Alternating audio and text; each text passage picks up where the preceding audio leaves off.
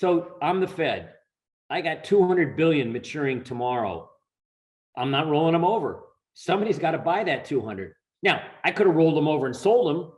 It's the same difference. Somebody's got to fund that 200. So whether they let them roll off or whether they sell them, net, we need a buyer.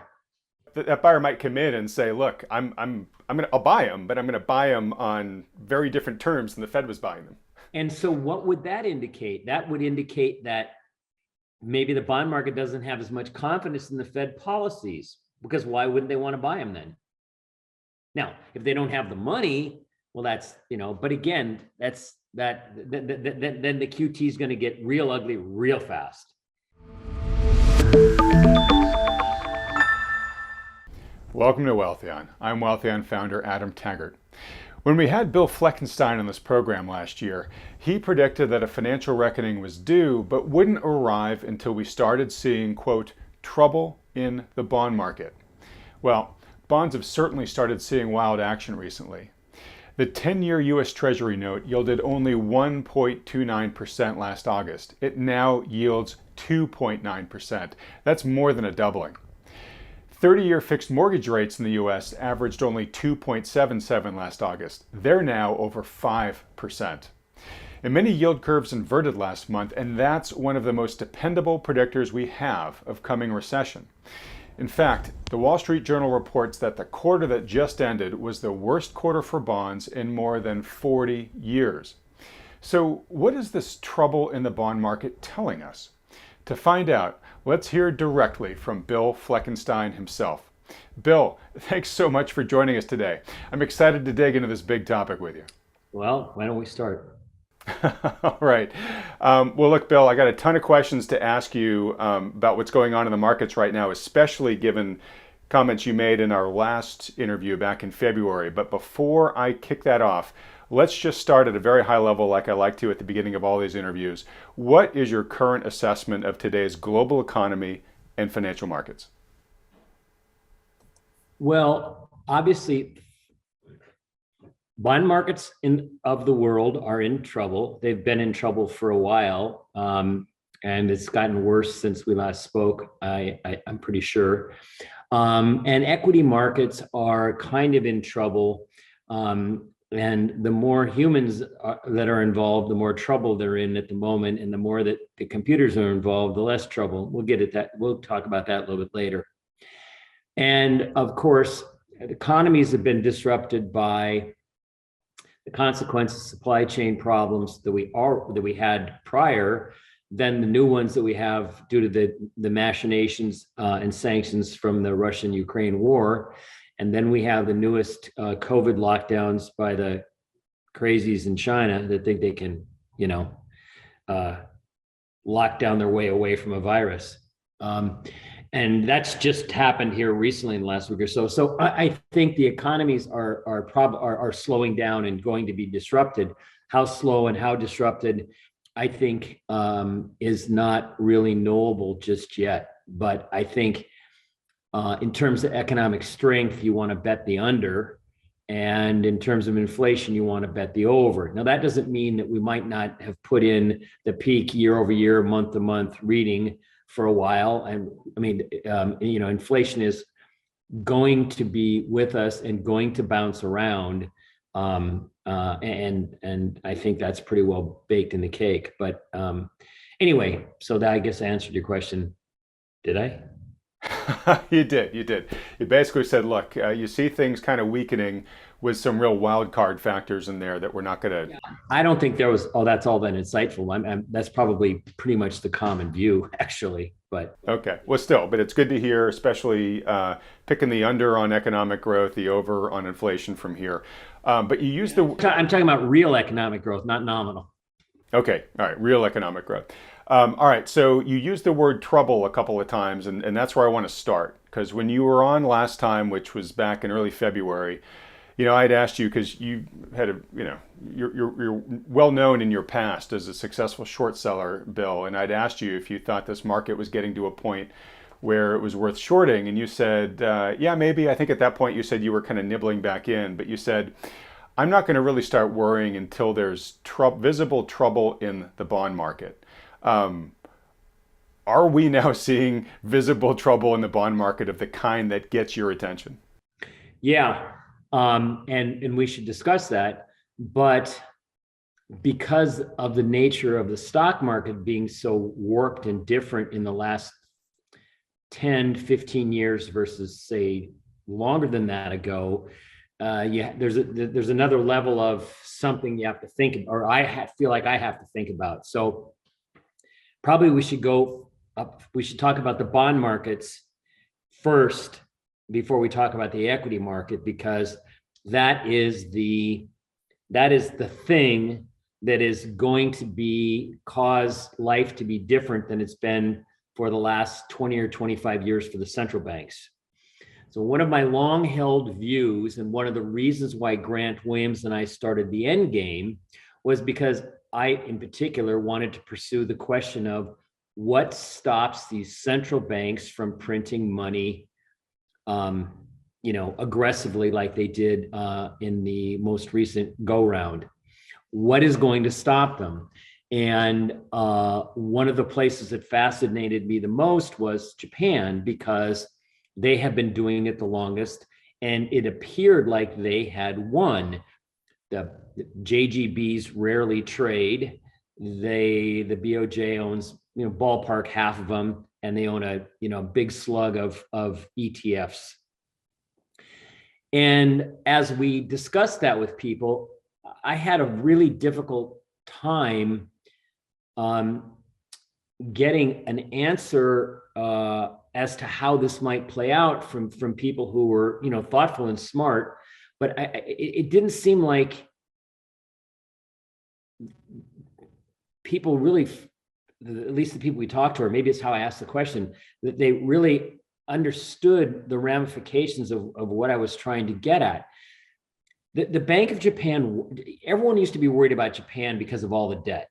But they had 4 times GDP. I don't remember what the number was. I never really believed the statistics when I read them in the first place. But the Bank of Japan managed to gobble up half the debt roughly. So they kind of solved a big piece of their debt equation, because I kept thinking that some time they'd probably like to declare victory and walk away, and trade all those BOJ, all that JGBs back to the Ministry of Finance and get 100-year perp like at 1 basis point and call it a day. Basically, they would have monetized the debt and walked away with a piece of paper that they could claim had some value, but really wouldn't. But it didn't matter, they won.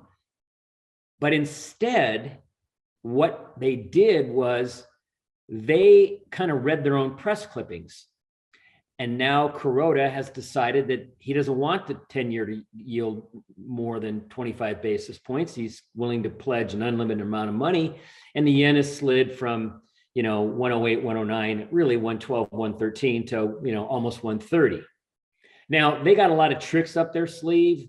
They can play some games better than most. But what we have is a situation whereby the currency market is in the process of disciplining the central bank. They have decided that they are going to implement yield curve control. They don't want rates to rise. So something has to give. And what's giving is the yen. They can't stabilize the yen because if they buy them, they have to sell something. Now, they do have dollar reserves and they can do that. And before this game gets ugly into the brutal part of it, they'll come up with some sort of a game plan. They'll make the insurance companies sell dollars to buy yen, and maybe they'll sell some of their own, the governmental stash. This isn't going to be an easy battle here, but the important thing for people to understand is the yen is the yen is trying to take the printing press away from the Bank of Japan. The Bank of Japan wants to hold 10-year rates at 25 basis points. The bond market wants to rise. It doesn't like that. It's trying to vote with its feet, and they're saying no. And so what's happening is they have a rapidly declining currency, just fell 10% plus or minus, in a period where all their imports are going to rise, and now the costs are going to rise because they import most of the important things that they need. At the same time, the yen's gone down. So the price hikes are going to be extra strong there. relative to what they've seen, and there's nothing they can really do about that. So we have a situation where the FX market says you can't print any more money, and he's saying yes I can, and that's where the battle is. And so we need to watch that play out. In the end, he will lose. Kuroda will lose. It's just a question of how many head fakes and nuances and things happen along the way.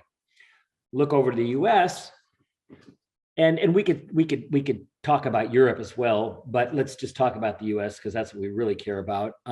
So what you have, it always seemed less likely. I mean, when I was posing this question for a couple of years, I kind of thought maybe that it would be the FX market in Japan instead of the bond market. I didn't know, but if they hadn't intervened, the bond market could have voted with its feet. But then I think they might have retained more credibility than what they're going to have now. So over here in America, we have a situation where the central bank has gotten boatloads of inflation they didn't expect, were in denial about, then said it was transitory. Now and they threaten they're going to huff and puff and they're going to blow the house down. They do all kinds of hot air talking. And so far, they've raised a grand total of 25 basis points, and is QE over? We're real close to QE being over. Right, and sorry to interrupt, but QT, which they've been talking about, definitely has not started yet, right? The balance sheet has still been slightly increasing. So what's been the response of the bond market to their poor policy choices of not taking the punch bowl away and of being wrong? The bond market's backed up a couple hundred basis points, maybe more, depending on what part of the curve you want to look at. And because the last 20, 25 years, the people that have been trained in finance that don't have as much gray hair as I do have learned that the central banks are always right. They always get it right. I mean, they might make a mistake and we'll have an accident, but then they get it. In other words, they have tons of credibility. So they write the narrative like this: the bond market is now priced in 20 rate hikes, or 10 of twice as much, or whatever it is. The bond market is priced in what the Fed's going to do, but the Fed's done nothing. So I submit that narrative is all wrong. The bond market is not pricing in hikes. The bond market is revolting. It's voting with its feet. It doesn't want this level of rates given the level of inflation and things and economies of the world and central bank policy. So if you write the story one way, it sounds like the Fed has credibility. If you write it the other way, it sounds like they don't. Now, I don't see why they should have any. I will remind you that Fed blew a bubble in the late 90s, didn't see it. It was obvious. People like me screamed at the top of our lungs on TV that there it was. It imploded. And as the economy was going with it, in 2001, 9/11 came along. So the recession that we were having that was already underway was blamed on 9/11, not the Fed. So they get back to doing the same thing. They create a housing bubble that with it, we had a ridiculous lending bubble, because as part of Glass-Steagall in 1998, the Fed was supposed to be the monitor for the banks. The banks, when we got rid of Glass-Steagall, we allowed banks to buy brokerage firms. So that made them way more toxic potentially. So then we had the credit bubble that went with the real estate bubble that blew up. So then we had QE.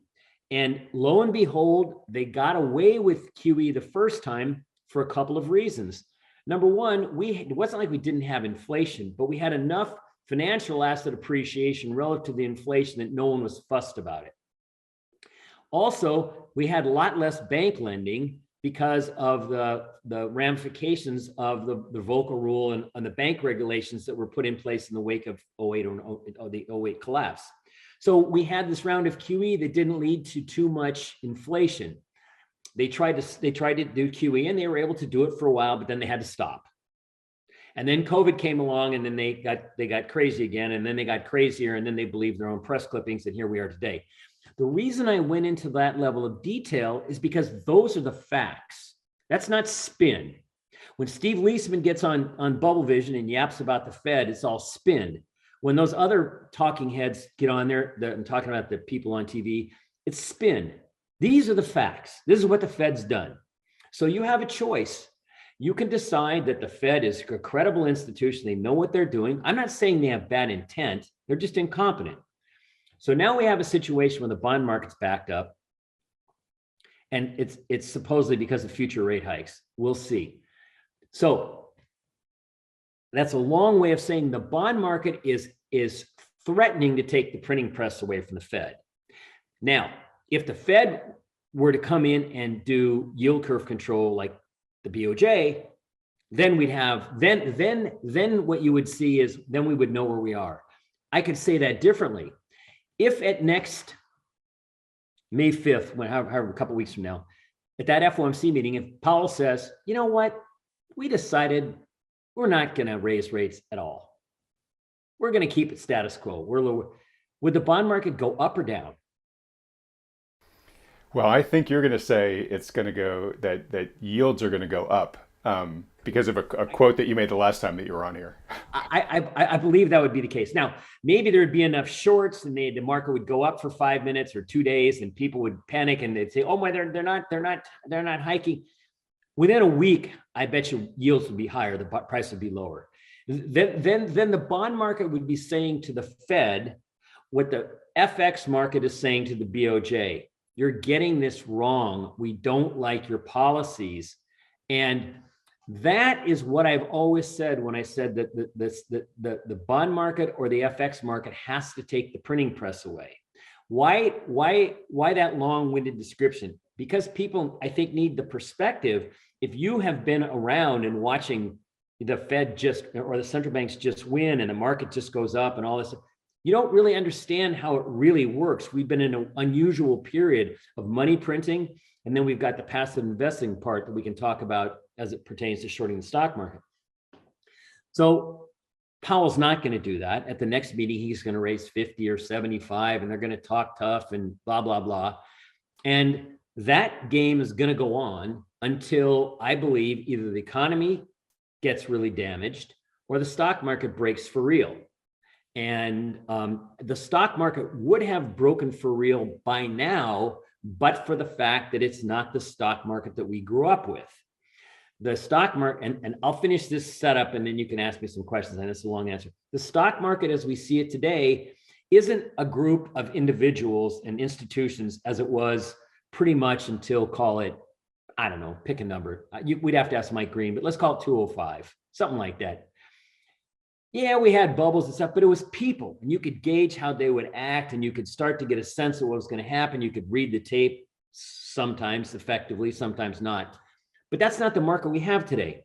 We've got this giant robot called the index funds that have all the corporate money for people's retirement plans. It's like 40-some% of the flows, let's just call it 45, 50 round numbers. So we got this one robot, and all it does is say, I have money, I'm buying. Oh, I need money, I'm selling. Except for it almost never needs money because they keep putting contributions into the plans for the people that work there.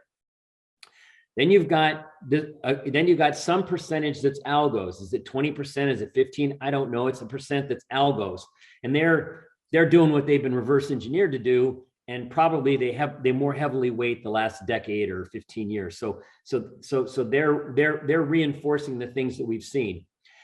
Then you've got the structured products and the options and all those things, and that has its own dynamic. And then you've got the leftover, the individual investor and the active managers, and that's a small subset. So you're trying to figure out when is the time that enough damage has been done to punch the robot in the face and knock him down, or have enough damage to be done that the market can really slide.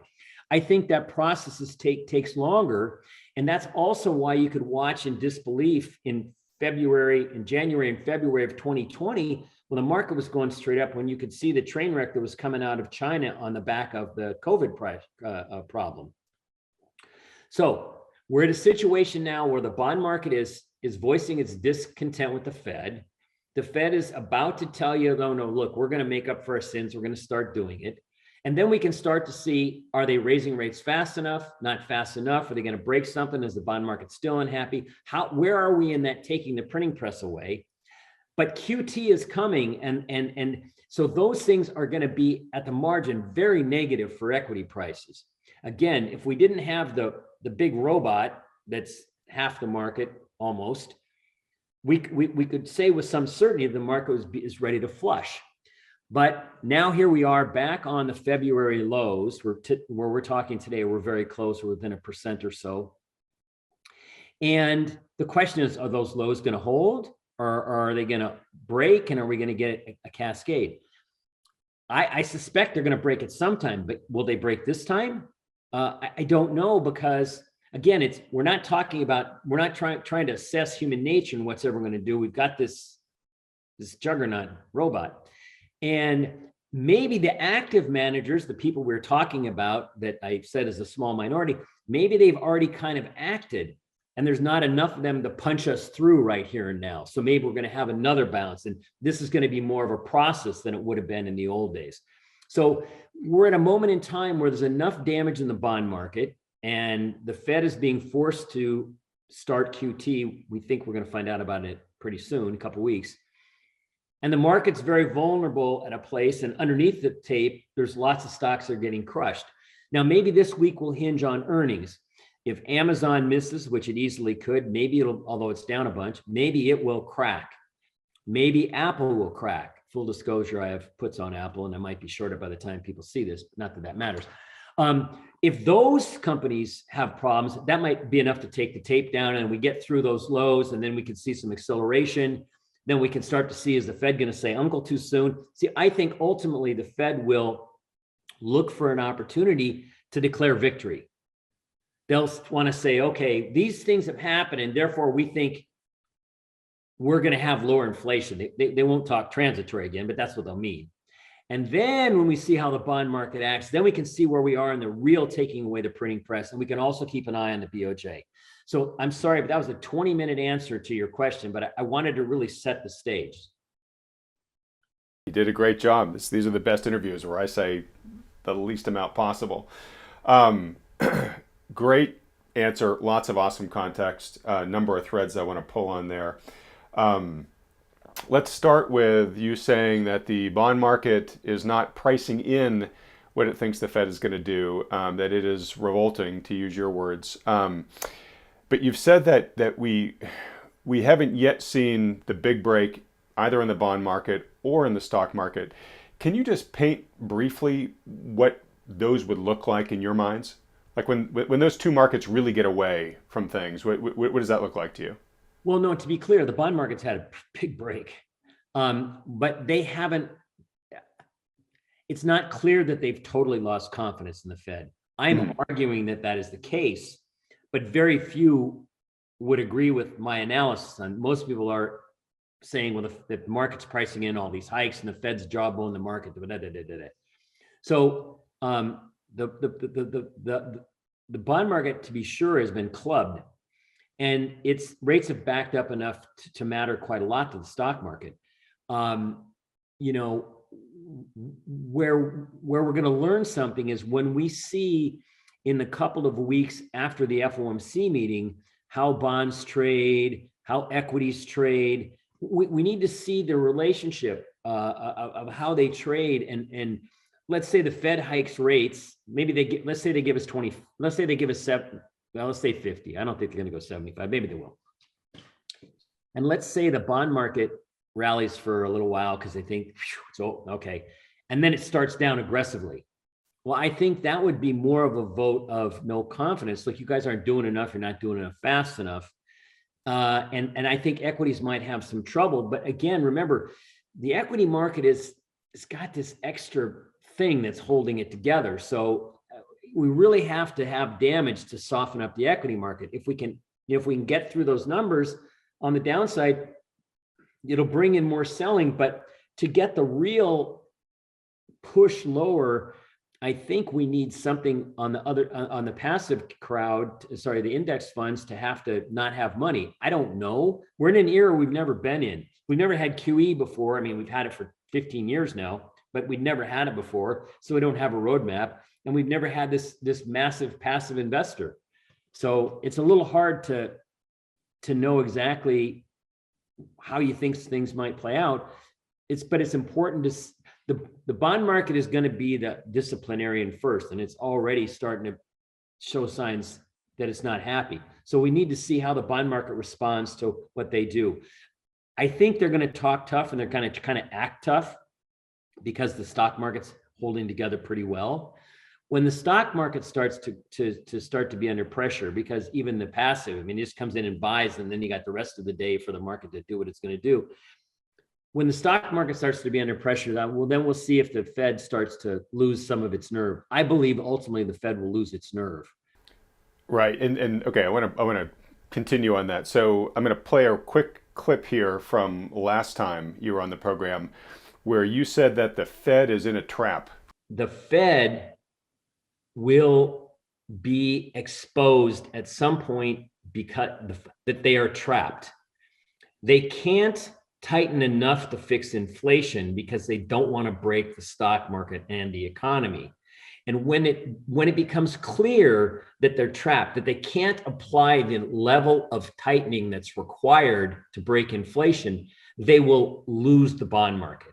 You know, if I'm hearing you correctly, I think it's sort of still what you're saying. What I find interesting though is there's a difference of opinion of a lot of people out there that I talk to right now, and I think I know where you fall, but I say a lot of people think, hey, look, the Fed's not going to be able to hike all that much. They're talking tough now, and they're going to do maybe 2 50 basis point hikes or something like that. But then, you know, the markets are going to really get rickety, whatever, and they're going to pivot, and they're going to go back to easing, and then we're going to see, you know, stocks go up, and we're going to see bonds go up, right? Because easing means, you know, lower interest rates.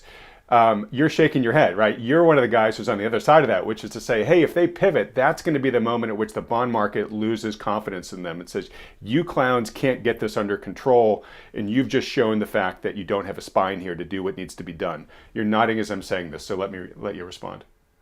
Yeah, I mean that's a slightly bit more dramatic than I would like to characterize it, but I believe that. I mean, it's like what I said a couple of minutes ago. If next week, if the Fed said no rate hike, how yields might fall, bond market might rally briefly, but then the rates would be going up because that would be the market saying, no, we don't trust what you're doing. That would be a clear adjudication that the narrative that I gave you about the bond market backing up is about the bond market backing up and not pricing in rate hikes. But they're going to raise. It's going to be trickier than, you know, we'll get 2 meetings into this 50 or 100 basis points, and then something will break, and then they'll try to go the other way. It's going to be trickier than that. But I believe that when they try to say, we don't want to tighten anymore because we don't like what it's done to the economy or the stock market or both, when they try to say that, if inflation hasn't been broken and brought under control, I believe the move in the bond market will be for higher rates, lower prices. Now, maybe not the first week, but yes, that will be the litmus test. And if that happens, then you know you really got them on the run. And the bond market, you could short bonds, and then you can, I think, short stocks, because that would be a real vote of no confidence. But we have to get there. Yeah, we have to get there. And all right, let's now talk. Well, actually, I want to talk about how that could then trigger the stock market sell-off, like you just mentioned. But real quick before I do, we're talking about the bond market kind of as this unilateral thing here. What are the indicators that you watch most closely? You know, people watching the US Treasury 10-year, you know, they saw it go from about 129 last August up to, you know, 2.9 now. 30-year fixed mortgage rates went from 2.77 last August to now over 5%. The 210s yield curve inverted, as a whole bunch of other ones did. Which ones do you kind of look at most closely? I don't really pay that much attention to any one more than the other. You do. You just sort of look at them as a basket. It's just the action right now. Right now, we have this. Bonds have moved a long way, or yields have risen a lot. And it's all deemed, because it's all believed to be, it's the Fed's plan of what they're going to do. So it's all okay. I mean, certain economic activity may be disrupted, like housing and things like that. But, you know, we could also have a situation where economic activity does better than people think for a while for whatever group of reasons we want to cite.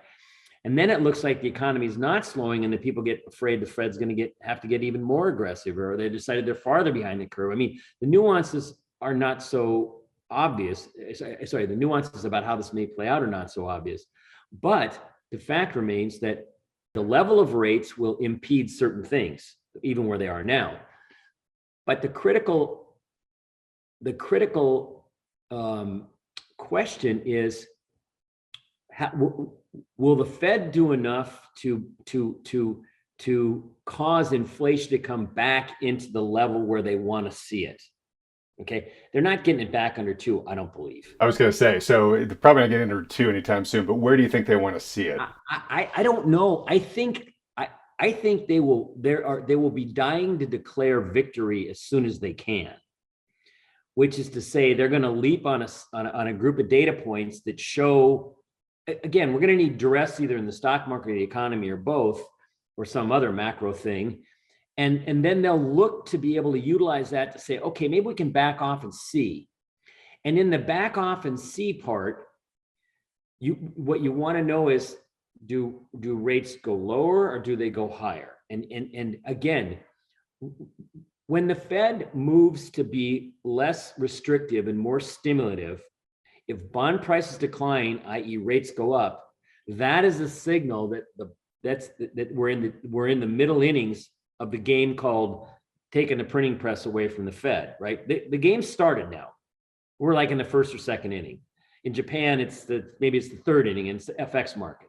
Now, we have to play the game. I mean, all these things the Fed has to do what it does, the economy responds, the market responds, and then the Fed does it. And now we got to see. And at the end of the game, unless the Fed can bring inflation back under control miraculously with no pain, they're going to lose. And eventually they'll have to do something really drastic or cause enough of a dislocation in the market or the economy to really break the back of inflation. I know what it took in the early 80s, and I don't know that it would take that again, but we can't stand that because the government level of debt versus GDP is about 3 times as high.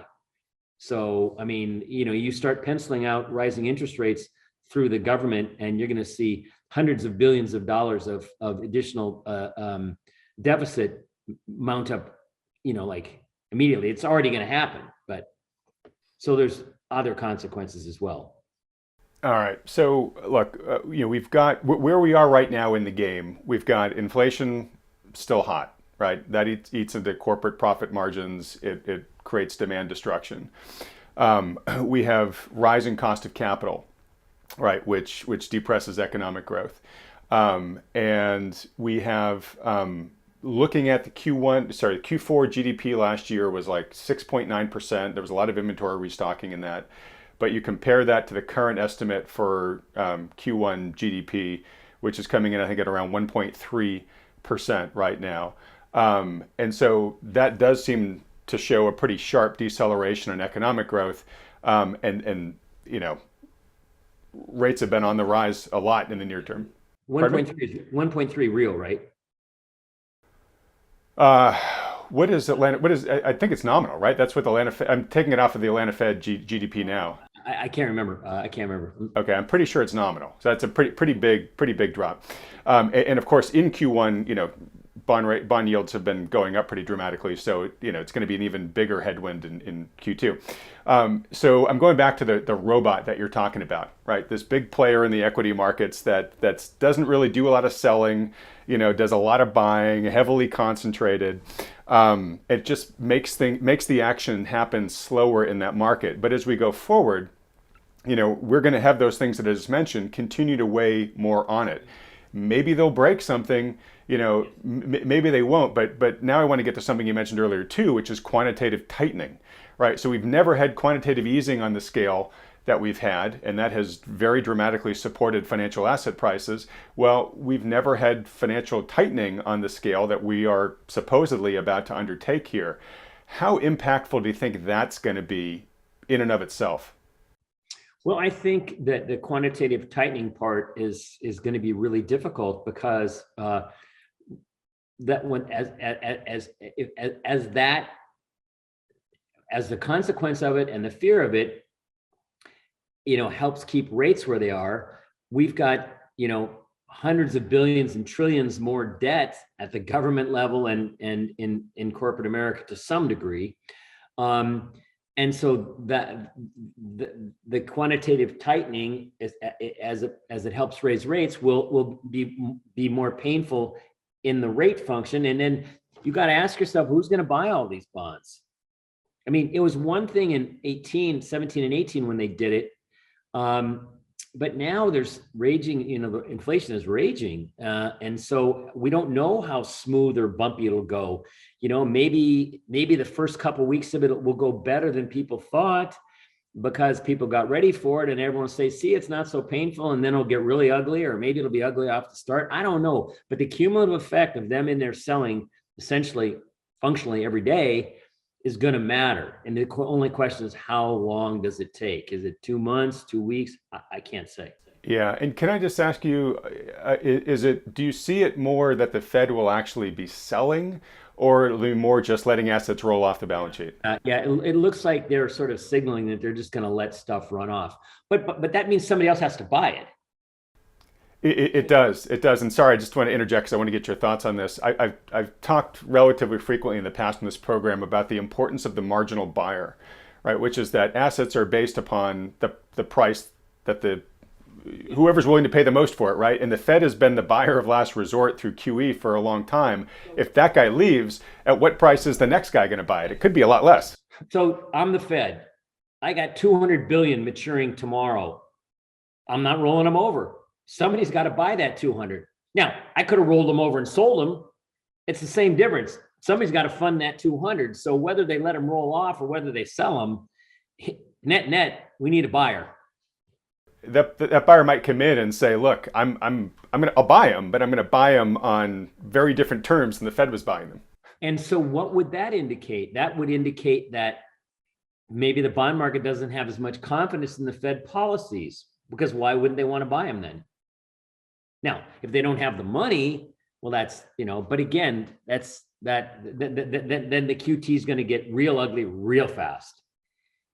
And then it'll have an impact on the market, I think. Okay. Because I think people get scared. And even though I talked about our friend, the robot, and the algos, the algos can still learn how to play the game on the downside, and enough people sell, and now we're in a bad place, and retail sells, and instead of the discretionary money going into the 401ks that goes to the robot, maybe they redeem some of the discretionary money. So, it can get ugly fast. Yeah, it can get ugly super fast. And I don't want to rat hole on it, but just the algo section as well. The algos can either just go to sleep, which we've seen happen in the past, right? Which all of a sudden supports the price support for certain assets can just disappear. Or to your point, they can switch sides. They've been been net buyers for the past decade, but they could turn all of a sudden into piranhas, basically, and just a feeding frenzy on the way down. Right, exactly. Yeah. All right. Well, look. Exactly work, but I'm assuming that they can do that. Well, yeah. And I've got a couple of guys who are specialists on the algo side. Yeah, I'll probably bring them on. If folks, if you're interested, let me know in the comments section. I'll bring them back on. That would be very interesting. I think that would be, I think that's something I'd like to know. I'm sure other people would like to know as well. All right, great. Well, folks, maybe what we'll do, given Bill's vote here, is I'll reach out to Joe Saluzzi. We'll have him back on the program here.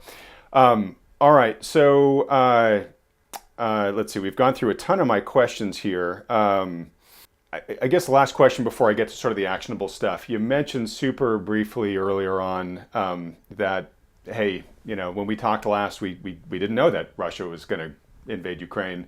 And we didn't know that China was going to go back down into pretty extreme lockdowns. How much is that shaking up the board here? It's a great question. It hasn't seemed to have a huge impact really yet. And I think that's a lot to do with our robot friend, but it has in the bond market. I think it's heightened people's fears of, supply chain issues and more embedded inflation. I think those of us that saw the 70s and early 80s learned, just how pervasive oil is in everything that we get. You think of about a box of cereal and you think, well, it's paper and cereal, but all the energy and energy byproducts that were used to make the grain, to box the thing, to make the paper, to bring it to harvest the grain, to bring it, energy has a big influence. And when you're in a position where there's already disruptions, it helps boost the inflationary consequences of that. So I think the inflation problem is a little deeper than most people think. And it's, even though the Fed helped get it started with all their money printing, raising rates is a pretty blunt instrument, and it doesn't help get the genie back in the bottle as fast as I think people hope that it will. Yeah, and I really appreciate you saying that, because you're one of the guys who really knows, Bill. We tend to think of the Fed as extremely powerful. A lot of people tend to think of the Fed as omniscient, but they really have a crude set of tools here, right? I see you chuckling as I'm saying this, but I mean, the omniscient part, that part got me. Yeah, okay. I know people think that, but I agree. But they just have a couple of levers, right? I mean, they can play with the cost of capital, right, with interest rates, and they can determine if they want to pull out their checkbook and buy stuff or sell stuff. But I mean, it's pretty rudimentary. So it's almost like you're trying to expect somebody to perform delicate surgery with a chainsaw. It just doesn't really work that way. Yeah, and to be sure, the inflation problem that we have, it wasn't just the QE, and it wasn't just the stimmy checks and all that. It was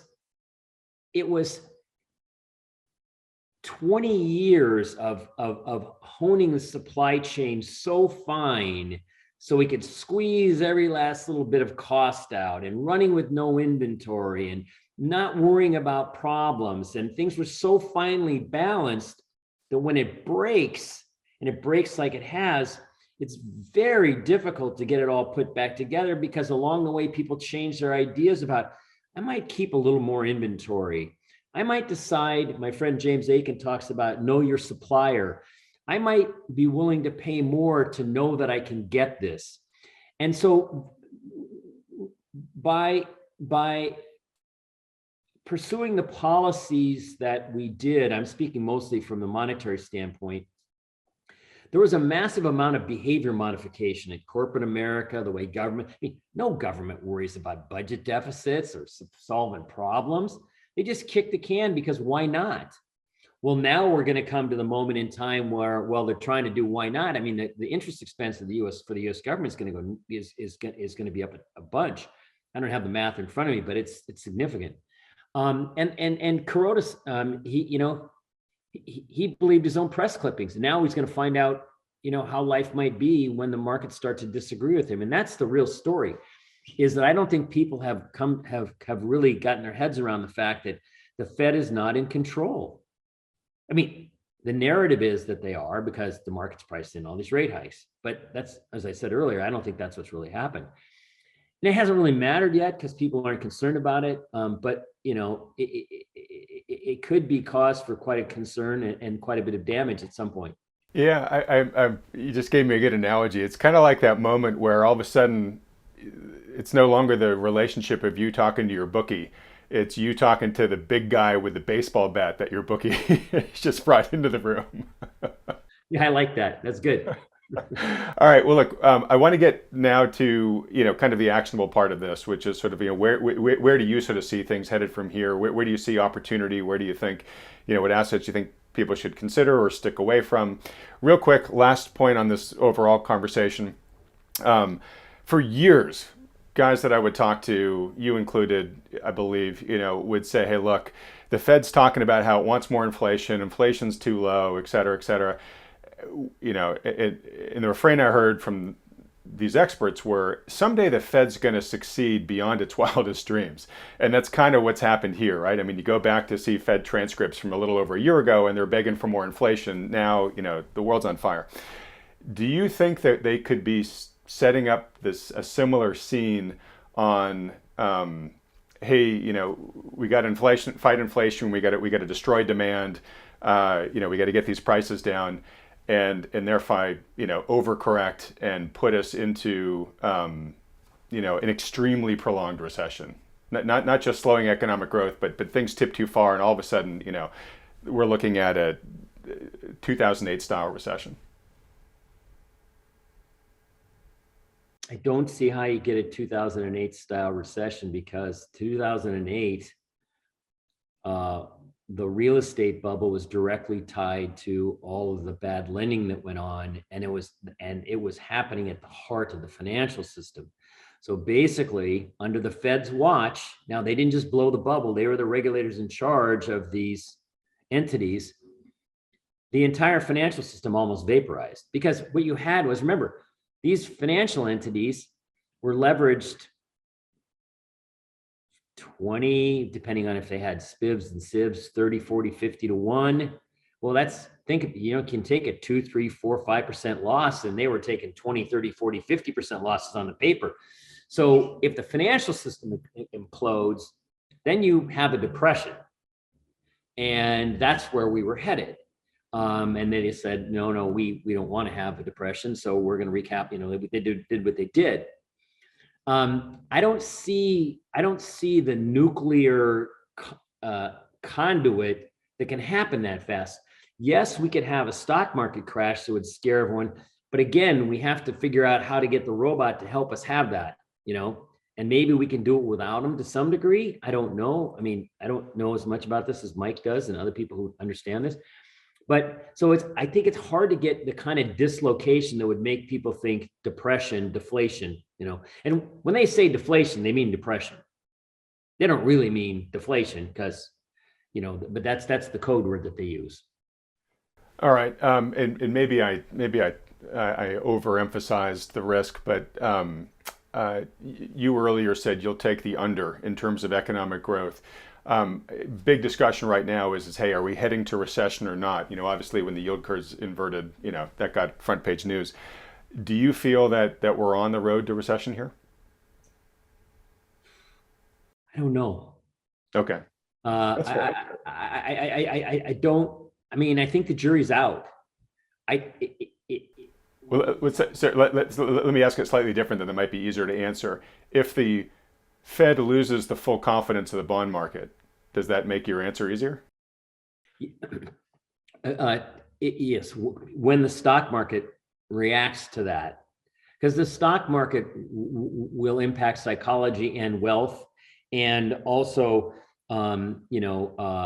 those two things will impact the economy in a circuitous fashion, and so then you'll have a recession, and